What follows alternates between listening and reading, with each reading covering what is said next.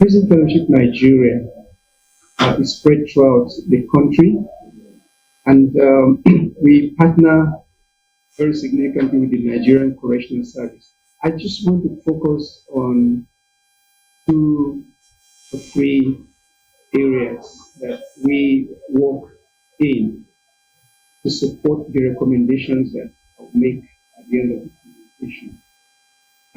First, we do have what we call a pre-release empowerment and skills acquisition program. This is a structured holistic rehabilitation model for inmates within 6 to 12 months of completing their service, and it includes awaiting trial inmates in view of their high population.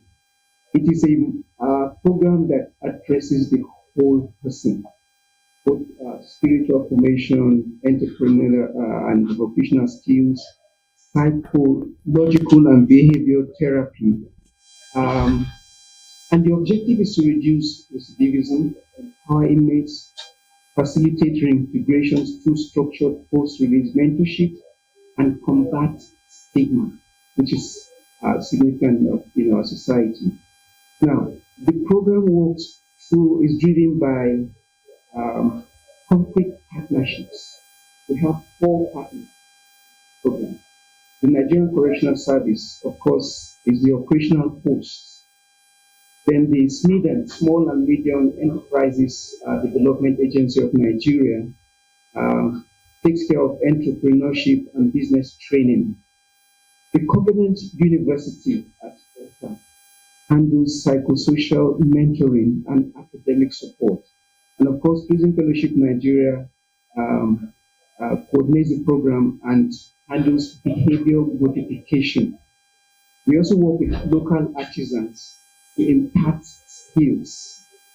I want to say that we've been working with 3 centers since we started this program: Affinity, Maximum, Medium, and Female. And we trained 476 inmates through this program.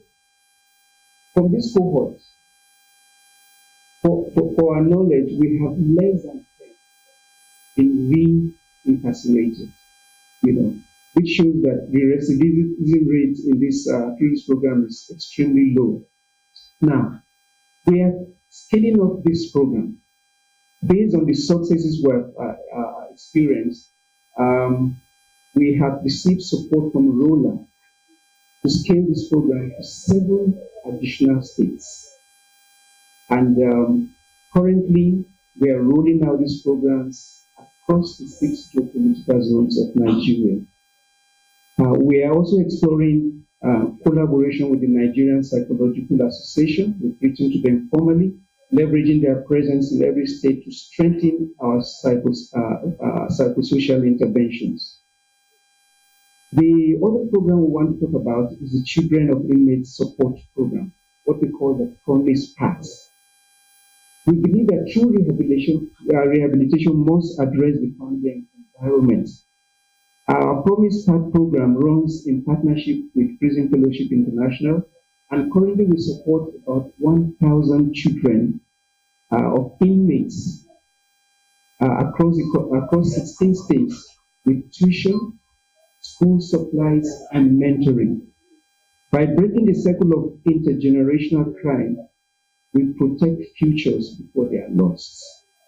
This program works closely with correctional service chaplains, welfare officers, churches, and community partners to give these children stability, hope, and opportunity. Now, our next step on this rehabilitation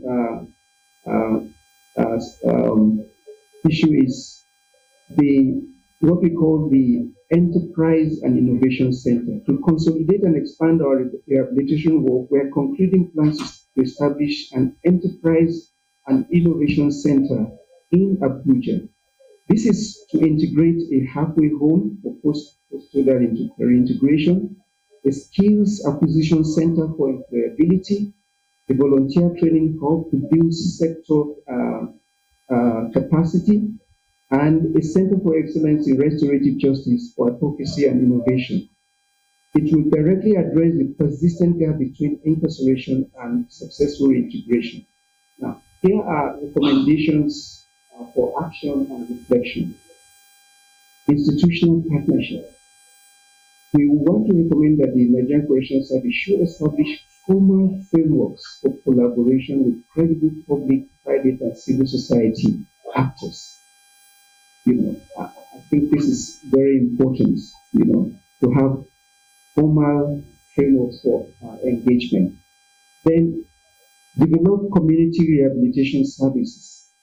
We would like to suggest that government should encourage and coordinate private sector and civil society programs addressing mental health, substance abuse, skills, and employability under the non-custodial directorate oversight. These are factors that are criminogenic, and we believe that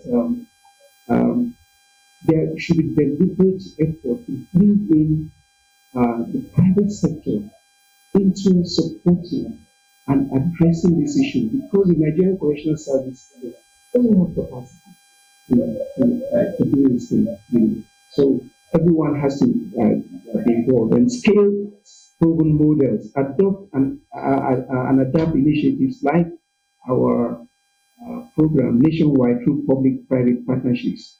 In closing, I'd like to reiterate that rehabilitation is not charity.